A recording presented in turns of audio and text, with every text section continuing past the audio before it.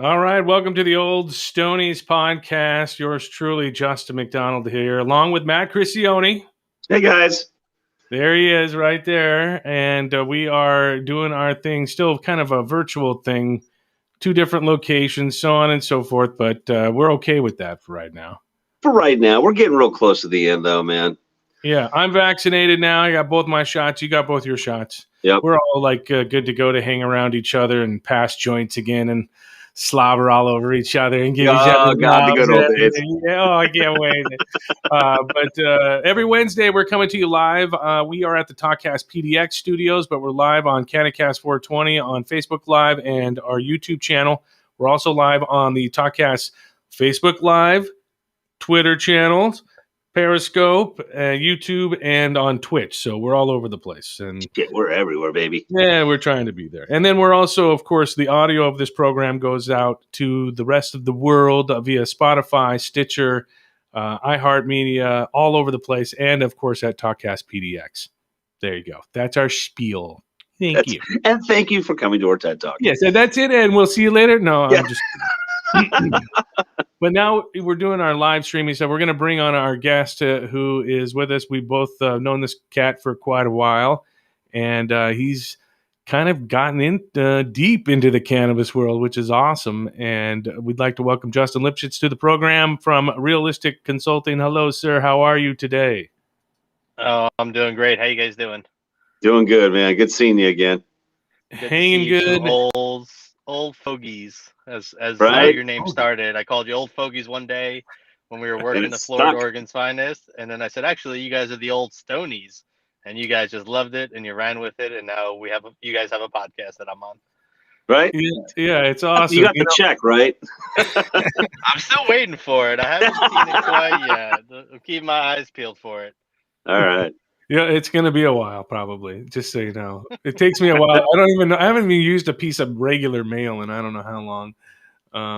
It's crazy. You can Venmo me. You can PayPal me. You can. I got all these kids coming up to me. Whatever works. I don't do any of that crap. I'm like, you guys do Venmo? I'm like, don't even know what that is, bro. I mean, I deal with cash. What's that? I'm old. Is that a new? What is that? Cash is so retro, bro. No one's using cash anymore. Right? You guys taking Dogecoin? So, Justin, you actually have a couple jobs, but you are the owner and CEO of Realistic Consulting. Tell us a little bit about what you guys do as a company. Yeah, so we are a full-service consulting firm here in the cannabis industry. We're helping people in multiple states better understand the landscape of the industry, getting a jump start here in Oregon with you guys at Oregon's Finest, and then since moving on to other businesses. I have a good perspective on, what it's like to start a cannabis business. And then the first few years of regulation are really tough. The introduction into metric is really tough. And those were all things that in Oregon, we really had to figure out on our own. Same thing with Colorado and Washington being those first couple states to come online. Now Oklahoma is opening up and they're having trouble with metric. California went through a huge learning curve. So I've just been there to try to help ease the way for people. And just, I always tell people I learned by making all the mistakes. And now I'm here so you don't have to go through those pains. Yeah, right. Exactly. And that was a big trial by error. Some of these things we're like, well, I guess if we did something wrong, the OLCC is going to let us know. Yeah, we when we first came on Metric, one of our stores was the first one to come on, which was our headquarters location on the east side, which Justin and I worked at. Correct. Myself, our inventory manager AJ, and Leah, who was our store manager at the time, we literally sat there and hand entered like 15,000 transactions into Metric, and then figured out we did them all wrong and had to delete them and re-enter them again. So Ugh. we went through all the growing pains that were possible, I think, in Metric, and then I was lucky enough to serve on the first user group here in Oregon. So Metric is actually really great. In a lot of their states have been operating for a while. They have these Metric user groups where licensees actually get to come and give feedback to how Metric could improve, and they actually listen sometimes, which is really great. So we've seen some improvements since, but Amazing. there's still hurdles, and as a new state comes online and new rules are adapted, there's always growing pains. So I just hope to help people kind of get through those. How Yeah, many that's how many states are you working in right now? Sorry, Matt. I have clients in California, Washington, Oregon, Missouri, Montana, Michigan, Ooh. and then talking to people all up and down the East Coast. Being an East Coaster, I'm really glad to see the Northeast really stepping up their game with New York and New Jersey. Massachusetts is a huge market, and Maine is always been a place for good weed. What We're about seeing Florida? Vermont. Yeah, Florida is a huge one. We know some Keep people hearing who are things. getting set up down there. Some people I work with now, and there's a ton going on. Kind of Mm. everywhere. Anywhere there's legal weed or even medical weed right now, the states are booming and people are moving in trying to, get their piece of the pie. Yeah, you got to strike while the iron's hot, and kind of carve yourself out while you can. Yeah, there's a lot going on, and there's so much opportunity. I mean, you look at the three of us, right? Like we all started as bud tenders at Oregon's Finest. Yep. Justin now is doing a whole, kind of podcasting. Matt, I know you're Yeah, still in the industry working. You've been through a couple different, types of companies, getting your experience, more and Yep. more in depth. Doing extraction, doing retail, stuff like that. I've done retail. I work with farms now. I do consulting. So it's been really great to see that, the original crews are kind of still moving up through the industry. Right. I kind of wanted to gravitate towards the podcasting thing because at some point I wanted to go into farm sales and that aspect of things, being a liaison for farms to stores, just because I'd be able to document all of it as well, because I think it's educational. Not so much for monetary gain or anything like that, but I just like being able to educate people. I mean, if I was in this for the money, I would have quit a long time ago. Yeah. I mean, really, for Yeah. podcasting, you have to have different things. And I'm not saying I don't have other projects that make some money or whatever, but I'm just, this kind of a project, it takes time because you have to build content. And as well as I know, as we follow guys like Gary Vee and so on and so forth, you sit in your office and try to make 40 pieces of content every day, it ain't going to happen. I mean, you're just going to kill yourself. Yeah, I think that's probably one of the hardest things for me being a small business owner, is that it's pretty much me and myself. Megan Bauer helps me out a lot, and but she's super busy too, doing her own education programs and stuff. So she's definitely helped me push the marketing more, way more than I ever did on my own, especially with social media and stuff like that. And Justin, I hope to start my podcast with you soon, talking Yeah. about the cannabis industry. Hopefully maybe this could be our debut of what to come, and I'll actually put my ass in gear and get down there to the studio to record one of my shows soon. I just like But trying to yeah, help you guys find your niches. I mean, like I'm working with Ryan Heron from the Loud 100, and he's about the smells and the tastes and all the other things that go. And he's a huge cannabis connoisseur, so it all kind of ties together. I work with a bunch of wacky kids from Grass Cannabis. I love those guys. That's a fun podcast. That's a fun. They're there to talk a little bit about the product, and then of course tell some stories and get super high, which is cool.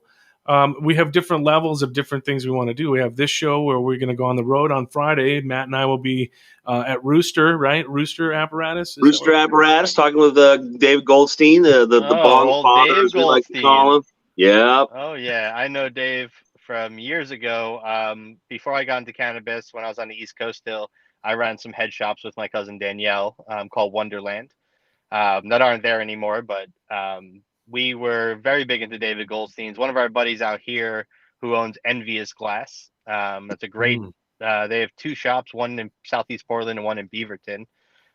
He actually turned us on to David Goldstein, and we got him in like right before 420 one year, and I think we sold out of them in like 2 hours because the thing just diffuses and makes big big stacks of bubbles. That's Big what everybody stacks of wanted. bubbles, big That's what big everybody smokes. wanted. Yeah. Yeah, So that's cool that you he's guys are actually gonna go going to check come him out. on. We're going to be talking to him on Friday, and he's got an important message about those stacks and the bubbles. He said some people have been wrong about how his stuff works, so he's really looking forward to setting the record straight on that too. So tune in. Interesting. That'll Yeah, be a he's quite fun a time. character, so that should be a fun interview for you guys. Yeah, he is. That should be a good time. Yeah, we look forward to that. But those are the kind of things we want to do. And here at our studios at Talkcast PDX, we can't consume in the building. Actually, we thought we could, but then we found out we couldn't after getting a couple notices from our landlord. Like, oh, okay. Well, how about after 6 o'clock? Like no, Mm. because it just lingers too much. And so we try to just keep it to the neighborhood walk, and then of course air out before you come in the building. And with COVID, everybody's got to wear their masks and stuff, and we're starting to kind of get away from that in the around this industrial area. So hopefully we'll be out of the woods. Over the last year, have you found it weird working with the farms now since everybody's masked up? And I know some people are serious anti-maskers, and some are please wear the mask. And I know we just have to kind of stay neutral and do be Yeah, I whatever. mean, for me with COVID, like it didn't affect my life too much. I'm not a big crowds person anyway. I don't go out drinking a lot.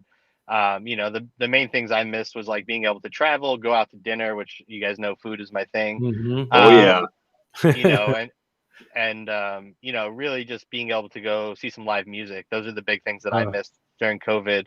Otherwise, I keep a pretty small dude. group. Going into dispensaries and stuff like that. For myself, I'm on the younger side. I'm not have no health risks, anything like that. I felt like if I would happen to get COVID, I'd be able to beat it, or survive it. So I wasn't overly concerned for myself, but I wear a mask everywhere, in consideration for other people. To me, it's not worth not wearing it. Whether you Mhm. believe it's real, not real, whatever the case is, wearing a piece of cloth over your mouth while you're outside is not that big of a fucking deal. So I think people should just wear the mask. I'm going to continue to wear the mask, even though I've had my first shot. I heard you guys say you both have your shots. Yep. I have my first one. I'll be getting my second one in the next couple of weeks. Again, not for my concern, but just so other people feel comfortable. And I think it's the least we can do, given that, hundreds of thousands of people have died and stuff like that. With Yeah. business, though, with cannabis, we've seen a huge boom since COVID. People stuck at home a lot. You know, People are going to smoke more weed. Stores were Yep. busier. I do sales for Ideal Farms here in Oregon, and we definitely saw a big uptick in just consistent sales and almost like a shortage in the market for really high quality stuff. Because when people are sitting around more, I feel like they start discovering, hey, let me try this new strain because I got time on my hands, and they start discovering, some of the mid-range smokers start going towards the top shelf. Yeah. Yep. So we saw top shelf product really start to move even quicker, at higher prices than we had ever seen. Given that when we first started the market, we saw this huge intake, and then once things kind of leveled out, then we saw a big drop in oversupply. So now we're starting to get back to that range where the top of the market is still doing really well, which is Yeah, really nice to see. you guys got into that right when the market really kind of started dropping in prices because we had such an influx of cannabis in the Hmm. state. And Yeah. obviously your reputation and your quality, you switched farms, you guys started a new grow operation basically, which Hmm. there's always a break-in period. You guys just hit the ground running. I was really Yeah. impressed with that, and I'm Yeah. I glad to mean, see that the prices are starting to kind of come back to a little bit more mhm. line with the cost of actually making this product. You know what I mean? Yeah, yeah. So I mean, obviously, I only sell the weed. I'm not a grower. I can talk shit about weed all day long, and I actually know so much about the growing process. But I'm not a hands and soil guy. I've grown one plant. It was on my balcony last year. The weed was terrible. The homeless guy who lives down the street from me loved it. So It's glad I grew it. But yeah, so all respect goes to Troy Moore, the owner, and who is Ideal Farms, who is all of our boss Yeah. at Oregon's Finest. He's taught me everything I know about this higher level of weed. I moved to Oregon with this like try bravado from the East Coast of like, I know what weed is, I know what I good weed know. is. And my first day at Oregon's Finest, I was like, fuck, I don't know anything about weed. So I really got to learn a lot. Troy taught me the finer points of it, and he's the one who really took us to the next level here. I tell people my job's easy. I build the relationships, but I sell the Yeah. best weed that there is. So it's not really hard to sell it. It's to me, it's like if I can show up on time, if I can be personable and, show up with the right amount of weed, then people usually will buy it from me because There the you weed go. is so good. So I'm more the broker of relationships, and I have a good product. I always tell people I can't sell shitty weed. I couldn't Yeah. sell an $800 pound of There's weed no and way. tell you that it's There's no great and way. all that stuff. I don't believe in it, so I'm not a great salesperson, but I'm pretty solid at relationship building. So that's what I've done Yeah. from my job here at Ideal. I mean, and just before you, I just want to say, as being a salesperson, and I worked in broadcasting for 30 plus years and Hmm. held all kinds of different positions. And I had sales managers that were from the best sales managers I ever had were terrible salespeople, but they could schmooze all day, they could hang, and knew what they were talking about. And that's all that really matters is building relationships. That's all that it really should be. It shouldn't Yeah, be call on me when you need something. It should just be call on you whenever and just see what Yeah, you can I'm do. I'm all about customer service. I come from the restaurant industry. That's where I spent my entire life for the most part. And that's where I got my education, on how to like survive through business. A lot Yeah. of times in restaurants it's chaos, there's a lot happening, and the level of service that people expect when they walk into a restaurant, especially I worked in mostly fine dining restaurants and really high level stuff. So, the level of expectation is really high, and I kind of bring that over to cannabis. And I think that's why people are receptive to me. I'm always on time. If I'm not on time, you're getting a call a half hour beforehand, giving you the heads up that I might be a few minutes late. All my stuff's in order, my paperwork's on point. The customer doesn't really have to do much other than agree to get the weed and pay me the money, and then that's really it. I try to take a lot off the plate. People who are working dispensaries, and Matt can definitely attest to this, and you guys have, Justin, you were Mhm. the intake manager for a long time at Oregon's Finest. You guys are busy. You don't have time to wait for me. Right. You don't have time to bullshit with me on paperwork or whatever the case is. So I get in, I get out. I'm personable. I'm happy to be there. You get a good experience, but most of my appointments last about 15 minutes. And I know that's a nuance in this industry. So try to have respect for everybody in the game. And that's kind of how I approach my whole business and consulting as well. Yeah, that it's important. It's important to do that. In this industry, a lot of people think, oh, they're just a bunch of tie-dyed hippies that are running these stores. And, this plant doesn't have a political spectrum. It accepts everybody from the hardcore conservatives all the way up to the hardcore liberals. And to be able to navigate those waters and walk into someone's house, you need to be a little savvy with that. And customer service, be able to talk to people. Yeah, I just go with the old school of like, no race, no religion, no politics is Exactly. always like the way you keep that conversation. Obviously through COVID and over the last couple of years with the political spectrum, it's always a little harder to do. Luckily, most of the cannabis people are more liberal, so they're a little bit chiller, and not always willing to put that in your face. But I've definitely been places where people were wearing Trump hats and Trump flags, and Oh yeah. No masks. I just don't bring up that conversation. I avoid it at all costs, and we just move forward as people. This is weed, we're all selling happiness. So that's what we have to maintain on. No, there's plenty of stresses that we could all complain about. I'm sure we could start our own podcast about all the complaints we have on the cannabis industry. But there's so much of a good thing here. Why just gripe on all the bad stuff? Yeah, Absolutely. absolutely. Ideal Oh, I Farms. just read. I Oh, just go ahead. read today the FDA as. Do you guys remember the weed that the government used to grow, the swaggy ditch weed that they could only grow in West Virginia? It had like Yeah. 5% Came in a THC. big tin, like a big tin that came in, like Yeah. crazy Yep. ass. Well, now the FDA is going to start letting some of these growers grow for the federal government to actually get some high quality testing stuff.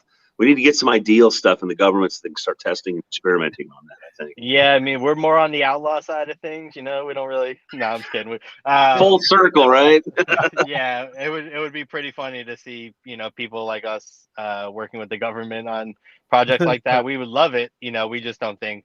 Usually, we're not the right fit for those kind of groups. Yeah. Yeah.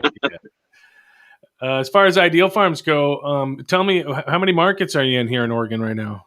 Like cities? so yeah, so we're pretty limited. We're on the smaller side. We definitely push the craft side more. You know, we're producing in less than 5,000 square feet. I mean, a lot less. You know, for our indoor flower. So our indoor flower you can find in Portland. You know, we're all over Portland. We have a few of our partners in. So in Portland, you can find us at obviously Oregon's Finest at both of their locations.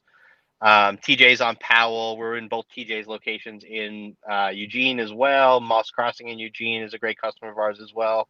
Cool. So we really stick to the high ends, high quality Compassion in Corvallis. And then we have Hot Box and Top Crop out on the Oregon border out there on Idaho, covering the east coast of Oregon for us. And then even Kind Leaf out in Pendleton. So we're pretty spread out. You know, we try to spread it out the little bit we have, but our customers do great. You know, to keep finding us where we need to go. And then we have a lot of extraction partners like Funk Extracts, Happy Cabbage, and Artifact Extracts in Willamette Valley. So you can find us in extracts around the place also. Right on. That helps us spread out. And all our extracts come from our outdoor farm, which we're a mixed tier 2 here. So we have some indoor and some outdoor. Wow. Awesome. Those guys down at Funk Extracts are pretty cool. Yeah. Ram and his crew are great. I love the packaging. That was my favorite thing right off the back. Right. Record. And the crew is great. They do a great job processing. They make a really cost-effective product too, but really, really high quality. Yeah. So it's really nice to get our products out there to, you know, kind of a diverse market. You know, Happy Cabbage being the hash market for us, they're a little bit more on the, you know, expensive side because there's so much labor involved. You know, there's so much. Worth it. The yields are low, but yeah, the flavors and everything. And I think Funk's coming out with some hash also, so everybody's kind of entering that market into solventless now, which is really cool. Yeah, I'm glad to see that because that's some of my favorite stuff. But it's, you know, hard to find. There's only a few that I'll go to. Like, you know, you mentioned Happy Cabbage. Definitely every time I'll go to Happy Cabbage. And the Funk Extracts, I haven't tried any of their, you know, how do you solventless? Yeah, solventless. That's what I'm trying to get to. But I hear good things, always good things. Yeah, their product's great. There's a lot of great hash on the market now, and more people are coming out with different kinds. That's where Green Bodie just dropped his own hash line. Oh wow! I know the guys down at. I always say it wrong. It's spelled like Tao Gardens, but I think it's Dow Gardens. Out of Eugene's. They've been processing their own material, and making some killer hash too. So. Yeah, that's the cool thing about hash is you don't need a separate license, I guess. No, you still need the processing license for hash. Oh, okay. If you're a micro tier, you can get a microprocessor license to add on to do hash. Otherwise, you need the full processor license still. Good. Well, good. That was a test. You passed. Good job. Yeah. How about like the edible market? Are you seeing anybody? Are there more and more people entering that side of the cannabis industry? I know I see a lot of growers. I've seen a few new edibles popping up here and there. Are you seeing any? Yeah, there's a lot of new edible companies. You know, people are still getting into the market. You know, the market's still really young. I mean, here in Oregon, we all feel like, oh, everything's just the same already. And, you know, we've been doing this for 5 years or so, and it's just the same old shit. But yeah, I mean, I've seen some new ones. Yesterday, I was waiting for an intake appointment at TJ's on Powell to bring them some new flower. And I met a young guy who's with Drops. They're a little gummy. So I was talking to him. He was telling me about them, that they're all single source. You know, they do them all from their own farm, and they produce all the flower that they extract themselves and then turn into these edibles.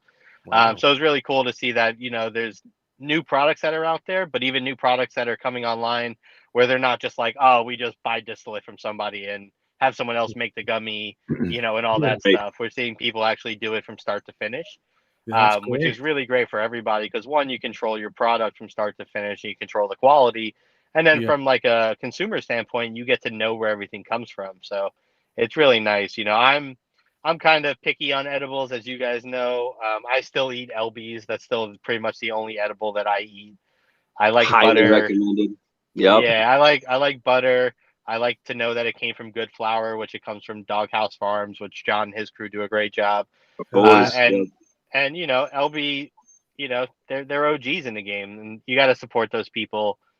And it is just the best product. It's fucking delicious. If it didn't have weed in it, I would weigh like 1,000,000 pounds because I would eat that every single day. We had her on a few weeks ago. It was a really, really cool conversation. We love it. Nice. Yeah, she's great. I tell everybody about her fudge. Back in the medical days, she used to make a 250 milligram pack of fudge. That was just I ridiculous. remember the fudge. Remember the lemon bars? The lemon bars were 250. The hammered lemon bars. That's my favorite one, I think, of all time. So good. I know she's hoping to get back to making all that stuff, but with the testing regulations, which I'm sure she talked to you guys about, it just is really tough for them. So I love to see what they're testing doing. Regulations in Oregon. Yeah, I don't think that's fair for edibles because I mean you got tinctures sitting just not too far down the shelf, sitting at 1,000 milligrams or above, and we have 50 milligram edibles that. Or you buy RSO. I mean, I buy RSO, and it's 700 milligrams in there. The thing that we've seen more than anything in every market, is it's like the people writing the regulations aren't weed people. No. And when they bring the weed people in, they don't go granular enough to really understand it. Even though they had this board of people who helped influence the rules or whatever, they didn't talk about the, okay, edibles gonna be 50 milligrams. What should tinctures be? And then they went, well, tinctures are a liquid and this is how they're disposed. So, okay, that's gonna be 1,000 milligrams. But what's the difference between a liquid edible and a tincture?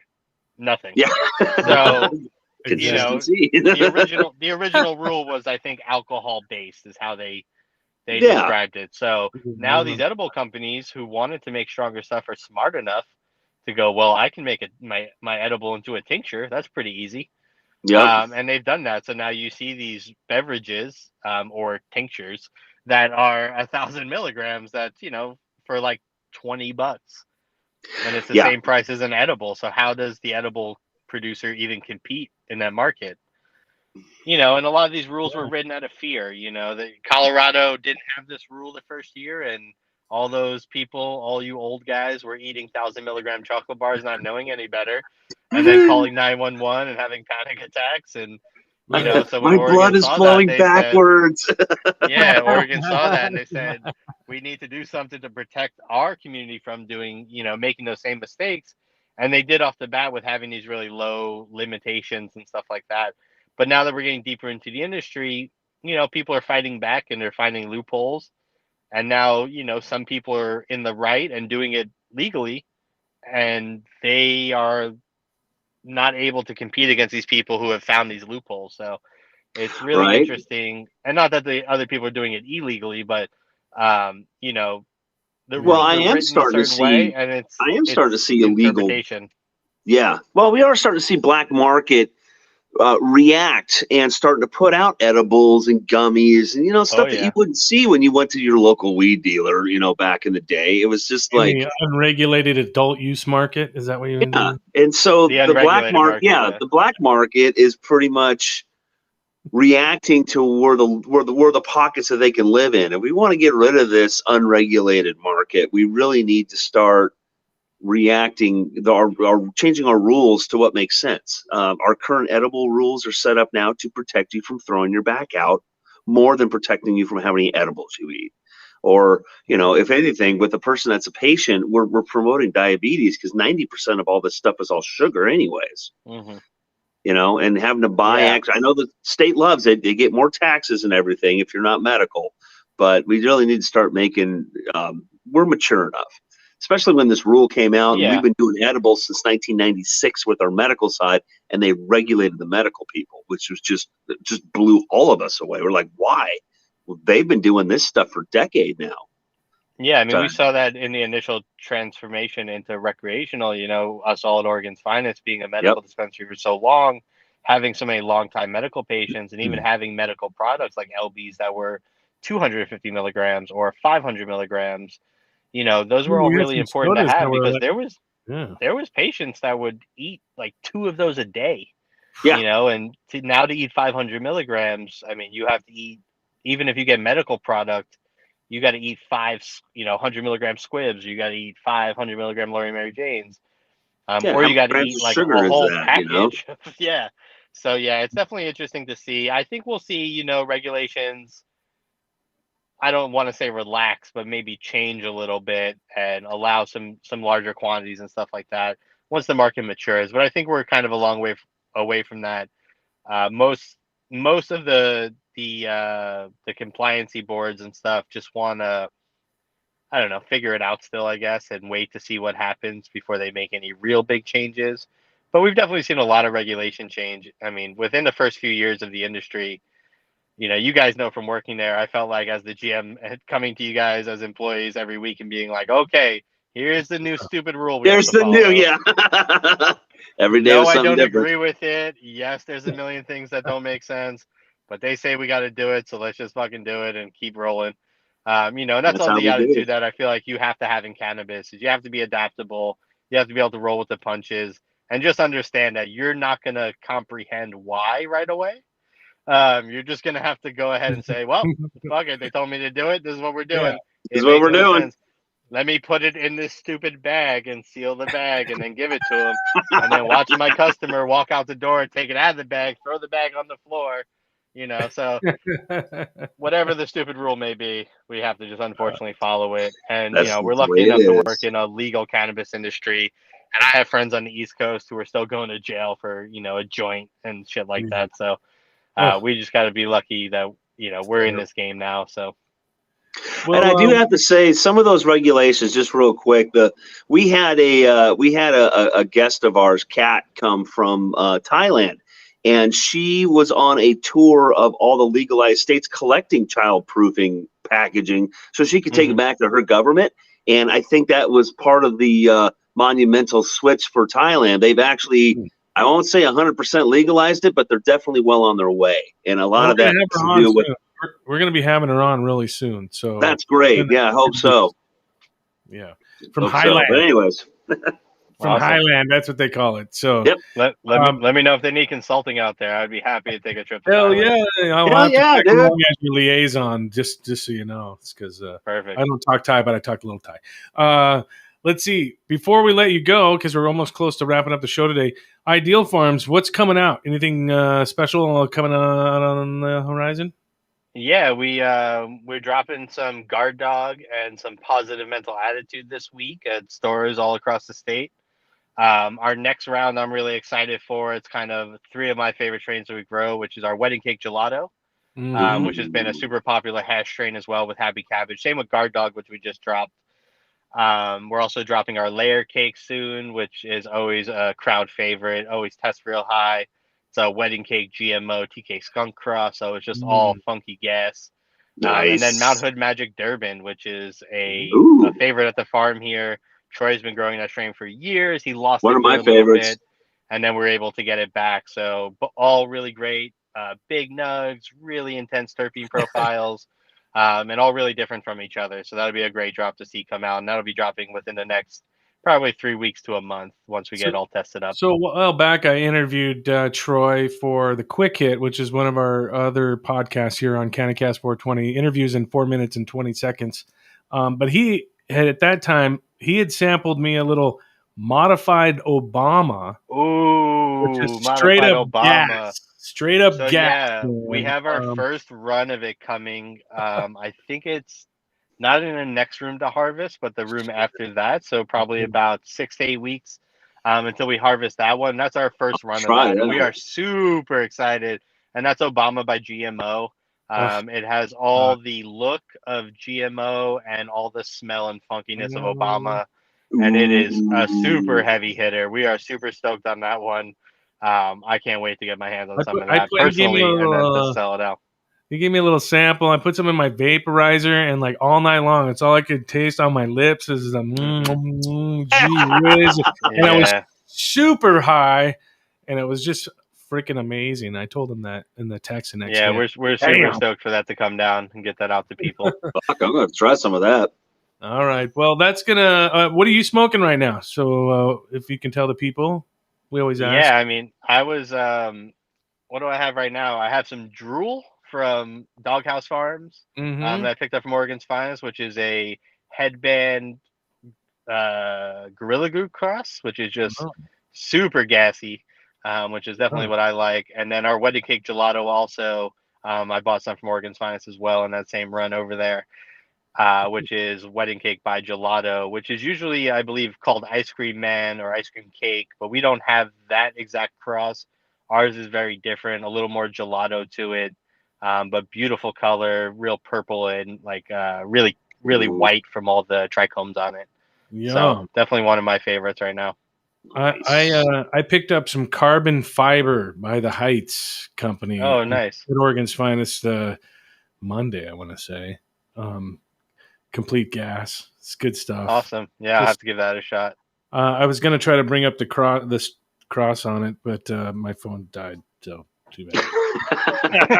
I'm not that smart to remember that much, but that's going to pretty much wrap it up for today. Justin and Lipchitz, thank you so much for hanging out with us today on the Old Stonies. If it wasn't for you, we wouldn't have the name. Yeah, I appreciate you guys having me on. If anybody needs any consulting help, they can find me at realistic.biz, on Instagram at Justin Eats Weed, which is my personal Instagram, which is full of food, weed, and travel, and now a lot of golf too.